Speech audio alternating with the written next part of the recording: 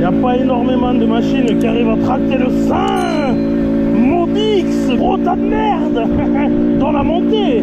C'est nul. C'est nul, Mitroglou, nul. Quel ramier.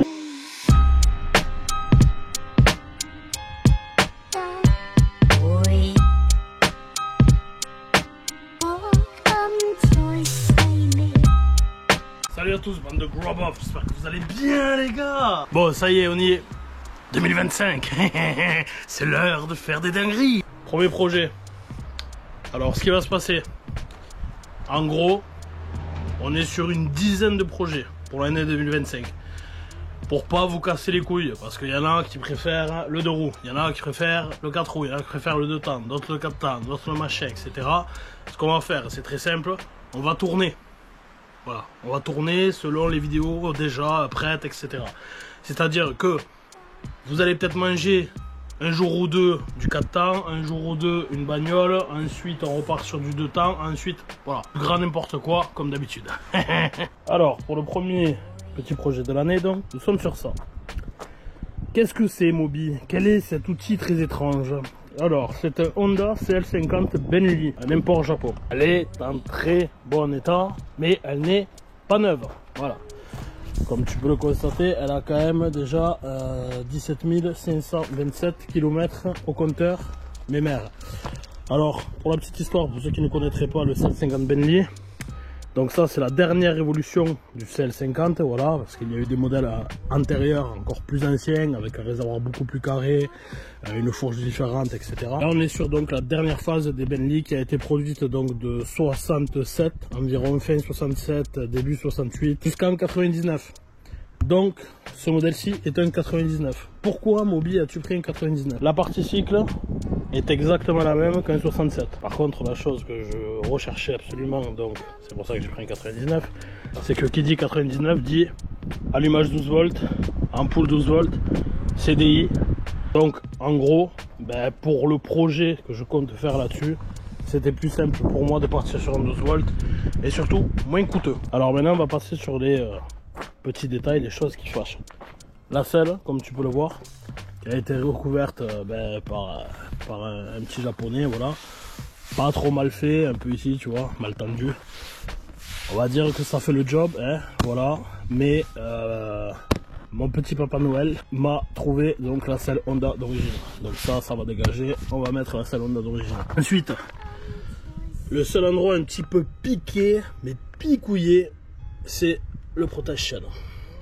En alu, mais ça, tu connais, un coup de belle gomme, ça fera l'affaire. On passe à la suite. Donc réservoir piqueté de partout malheureusement.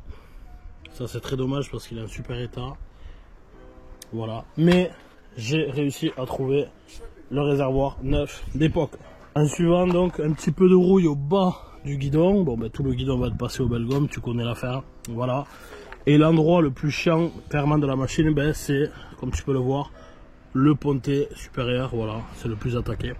Donc ben lui tu connais l'affaire, à la fin tu le fais sauter, un petit coup de sablage, peinture et ça sera du plus bel effet. Hormis ça, ben, pas de rouille, hein.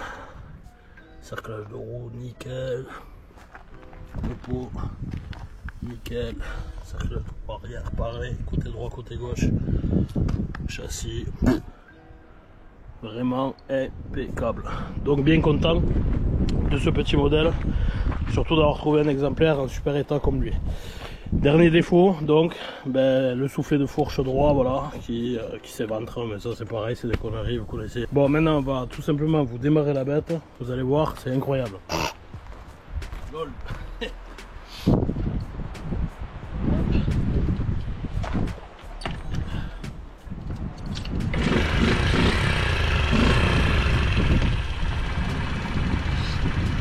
Bon, ben, comme tu peux le voir, hein, elle tourne comme une horloge.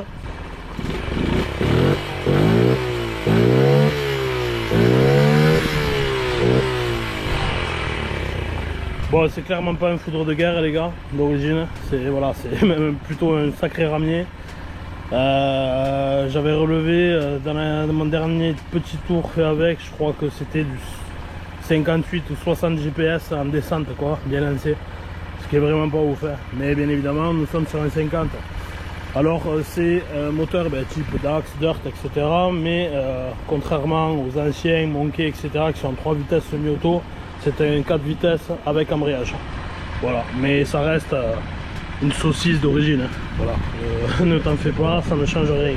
C'est toujours autant un oignon. Et on va tout simplement faire un petit essai pour vous voyez comment ça roule d'origine. Ensuite, je passerai donc au dévoilage du plan final. Le plan infernal. Allez, c'est parti. On va aller faire un petit tour, petit essai, comme ça vous verrez un peu ce que ça donne. En dynamique. Alors, il faut savoir que c'est super confort hein, comme machine. Par contre, c'est un ramé. On est là-dessus.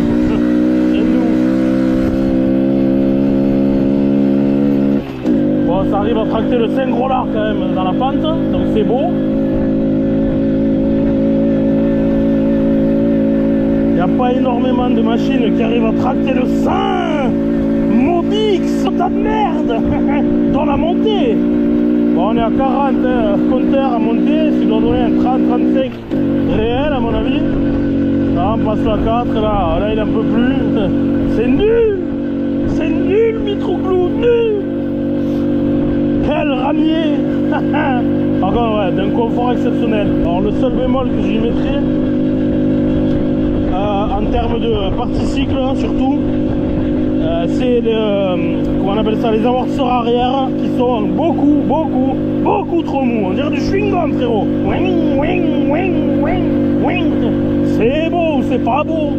Par contre, voilà, Moby a prévu le coup. 2 petits amortisseurs, donc look origine mais Kitako, donc renforcé et durci. Bon, on va arrêter la pauvre de la faire peiner, ça sert à rien. Voilà, vous avez vu à peu près comment ça roule. Il n'y a rien de folichon, c'est pas un monstre. Petite descente, allez, tire. Quelle violence. LOL.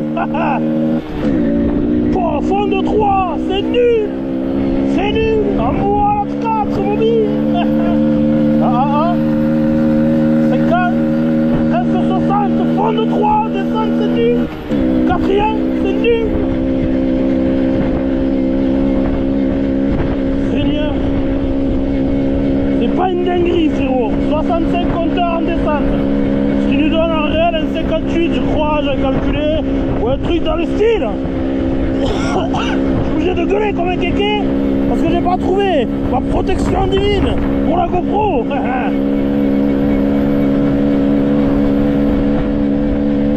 60, 70 quoi, ouais, ça va tourner. Attends, le panneau va nous indiquer à combien on est. C'est nul. 59. Ouais, bon, mais 59 GPS. Ouais, en fait, le compteur est faux de 10 km/h quoi. Donc c'est nul, Mitroglou. Nul. Donc petite présentation rapide, voilà, de cette petite machine qui à mon avis risque de devenir un peu violente à la fin. Alors maintenant je vais vous expliquer le plan. Je vais tout simplement me désharnacher et puis me poser et puis on va discuter de tout ça. C'est parti. Allez, donc il est temps de discuter tout simplement du plan. Voilà, le plan qui concerne le CL50 Bentley. Alors le plan il est très simple. Voilà, machine pour t'envoyer un enfer tout de suite. Voilà. Partie cycle, niet, voilà, dangerous, tu vois, comme on aime, bien, tu vois, casse-gueule et tout, tu vois, et gros moteur, tout simplement. Alors, qu'est-ce qu'il y a au menu? À peu près tout ce que tu vois là concerne cette machine. C'est compliqué, ça va pas être long à monter à mon avis, une petite journée ou deux, voilà, du réglage, du fignolage, et ça va être à mon avis démoniaque. Donc, on part sur un moteur Daytona Anima 190cc bien évidemment, donc moteur Jap, avec cependant une petite variante, donc c'est le dernier, le FZ5, donc en boîte 5 et allumage gros rotor. Voilà, donc bon, des montées à régime beaucoup moins fulgurantes que les Daytona, voilà, typé cross on va dire, donc c'est un modèle de Daytona typé route, un peu plus assagi, mais qui te permet grâce au gros rotor d'avoir énormément de couple, d'avoir une boîte 5 qui est beaucoup plus exploitable sur la route surtout. Voilà, parce que les modèles de Daytona Cross, tu regardes à 85, c'est ridicule je trouve. Donc enfin Daytona a sorti ce fameux boîte 5 etc. qui a l'air pas mal sur le papier, il faudra voir. Alors il développe un peu moins de chevaux. Alors, un classique cross, on est sur du 25 chevaux entre guillemets au moteur, voilà. Là, on est sur du 22 d'après Daytona. Mais bon, si tu arrives déjà à sortir 18-20 chevaux au carré, moi ça me va, tu vois. J'ai pas besoin d'avoir 500 chevaux. Il y a d'autres machines pour ça, tu as compris. Voilà, alors donc ça part donc sur ce petit moteur. En termes de carbu, bon, ben, j'allais mettre le classique, le PE28, que tout le monde monte sur les 190 Zongshen ou Daito. Mais non, là on part sur autre chose, on part tout simplement donc, sur un TM33 à membrane. Ce qui sera légèrement plus doux au niveau de l'accélérateur, etc. à rouler. Voilà, ça rend le moteur un peu plus doux, on va dire, et un peu plus sympa à rouler qu'un truc on-off où tac tac tac, t'as mal au bras, etc. Si bien évidemment j'en ai pas assez, j'ai du PWK en pagaille qui traîne, j'ai du 28, du 30, du 32, du 34, je peux me faire plaisir. Donc si voilà, si je trouve que c'est pas assez violent, on y foutra un PWK bien réglé et ça fera l'affaire. En termes d'échappement, alors j'ai trouvé un petit Takegawa d'occasion, voilà. Bon, à restaurer un petit peu quoi, hein. Il est un peu chargé mais rien de ouf. C'est pour faire du moins des essais dans un premier temps, sinon la finalité à mon avis ça sera un pot over. Voilà, un petit over GP, truc dans le style. Mais bon déjà ça va me permettre de faire mes réglages, de voir à peu près comment ça fonctionne, est-ce que c'est bien ou pas. Voilà, donc alors c'est un Takegawa de base, donc avec la norme JNCA, hein, numéro de série, donc un homologué, mais qui a été déshomologué si tu vois ce que je veux dire. Voilà. Donc ça sera le tuyau pour du moins les premiers jets. Ensuite donc ce qui va être modifié, donc comme je vous l'ai dit, ben, la selle, voilà, hop, qui est ici. Merci à ma femme de me l'avoir chopé pour Noël. Donc celle est original Honda, une vraie, c'est pas une copie, machin, truc. Ça fait plaisir. Là-dedans, j'ai le réservoir neuf, bien évidemment. Ensuite, donc je me suis fait faire sur mesure en Thaïlande. Par un vendeur thaïlandais donc, que je connais déjà, parce que je lui prends des pièces déjà depuis longtemps pour Chali, CRF 70, etc. Donc je me suis fait refaire tout simplement un no-ball de phare, voilà, avec phare complet, etc. En 12 volts bien évidemment, mais avec un compteur spécifique fait maison, donc qui monte gradué jusqu'à 120 km/h. Voilà, je sais pas si tu le verras à la cam. Contrairement à celui d'origine qui s'arrête à 60, mais qui reprend exactement voilà, la même logique que celui d'origine. Donc avec le neutral, le temps pour les clignotants et la petite diode de speed en gros qui te dit bon il est temps de changer la vitesse. Voilà. Il s'intégrera parfaitement. Alors au seul bémol, je suis dégoûté, FedEx en me le livrant m'a fait une tonche là, voilà, petit bout pété, bon ben c'est comme ça. Et en plus c'est le compteur, donc c'est même pas le joint entre les deux, donc je suis baisé, mais bon qu'est-ce que tu veux que je te dise, c'est comme ça. Et ça, qu'est-ce qu'il nous reste? Donc ensuite petit filtre à air Takegawa, le poignet de gaz donc Kitako à double câble, voilà, pour le TM33. Les deux amortisseurs, donc comme je vous disais, qui sont des Kitako, donc c'est du type origine en visuel, mais reinforced et avec des ressorts et un tarage beaucoup plus dur.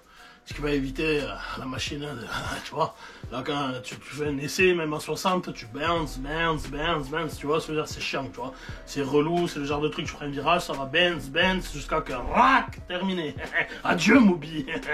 Et voilà, en gros on est là-dessus. Voilà, petit projet, simple, efficace, sympa, je l'espère, va bien se passer au niveau des montages, etc. Donc ben, je vous dis tout simplement les gars, à la prochaine vidéo, voilà, ça sera la prochaine. On passe au dépouillage de la machine et on monte tout. Tout. Alors sur ce, si cette petite vidéo d'introduction t'a plu, tu mets un gros pouce bleu, ça fait plaisir, ça m'aide surtout extrêmement à me soutenir, voilà. Sur ce, merci à tous et à la prochaine vidéo. Ah c'est pas lui encore, je me disais putain il va accélérer ou quoi? Là je crois que c'est lui.